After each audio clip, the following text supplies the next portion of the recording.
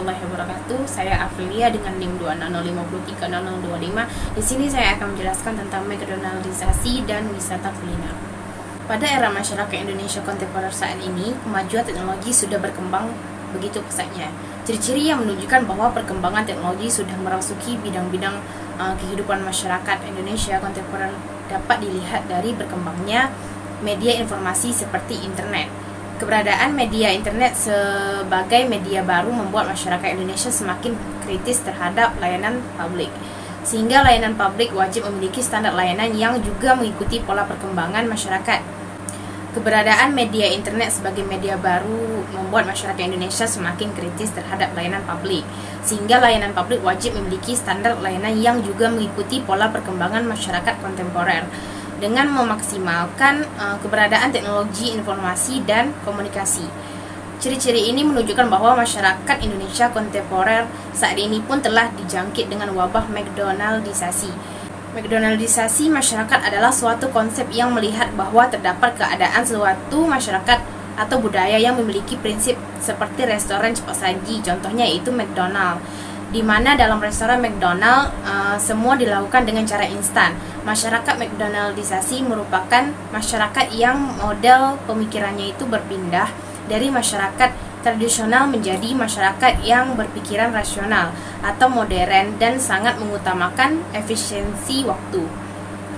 Penerapan McDonaldisasi ini pada masyarakat kontemporer mulai mewabah ke setiap bidang kehidupan seperti pendidikan, politik, agama, sosial budaya, bukan pada sistem-sistem pelayanan publik di lembaga pemerintahan. Salah satu ciri-ciri proses McDonaldisasi dan lembaga pelayanan publik adalah dengan adanya pemaksimalan teknologi berbasiskan internet sebagai media layanan publik yang efisien. McDonaldisasi pada dasarnya merupakan suatu konsep dalam bidang ilmu sosiologi, menunjukkan keadaan suatu kondisi masyarakat atau budaya yang memiliki prinsip seperti restoran cepat saji, contohnya yaitu McDonald. Di dalam konsep restoran McDonald ini, hal yang ditunjukkan bahwa bagaimana semua hal dilakukan dengan cara instan. Istilah McDonaldisasi pertama diperkenalkan oleh sosiolog George Ritzer dalam bukunya The McDonaldization of Society pada tahun 1993. Dia menjelaskan bahwa McDonaldisasi terjadi ketika suatu budaya memiliki ciri-ciri restoran makanan cepat saji.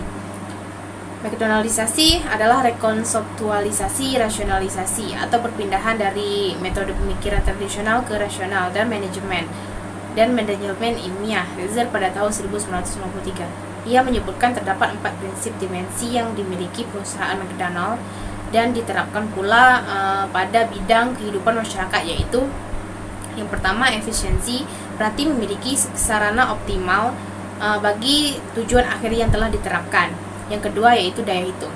McDonaldisasi menekankan pada sesuatu yang telah dikalkulasi, dihitung dan dibilang serta menitik beratkan kuantitas menjadi pengganti kualitas. Yang ketiga prediksi.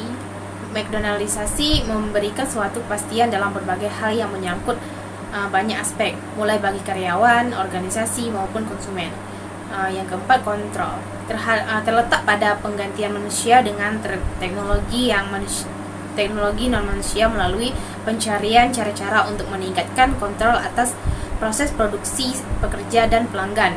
Yang kelima ada irasionalitas, rasionalitas sebagai dimensi yang menggambarkan sisi negatif dari penerapan McDonaldisasi, bahwa terdapat tindakannya yang sebenarnya irasional daripada penekanan pada sisi-sisi rasional yang diterapkan.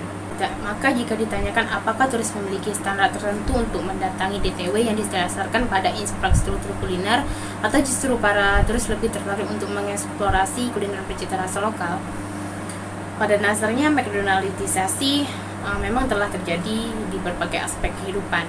Namun dalam konteks pariwisata selama hospitality yang otentik masih dijadikan dasar dalam interaksi antara turis dan penyedia jasa wisata. Maka pariwisata terlepas dari jebakan McDonaldisasi. Wisata kuliner Indonesia sangat melekat di dalam hati dan ingatan para wisatawan. Terbukti dengan waktu ketika idol Korea yang datang ke Indonesia kemarin, bahwa ketika mereka pulang ke Korea, mereka mengatakan mereka merindukan makanan Indonesia, contohnya nasi goreng, sate, hingga buah salad dan lain-lain. Ketika member Blackpink Tour, mereka mencoba masakan Indonesia karena enak, jadi mereka memesan terus makanan atau masakan itu setiap malamnya dan sangat sering. Mereka sangat menyukai mie goreng dan sate. Idol yang bernama Duyong, member dari NCT 127, juga mengatakan ia sangat menyukai buah salak. Jika ia bukan idol, dia akan membawa pulang buah salak ke Korea.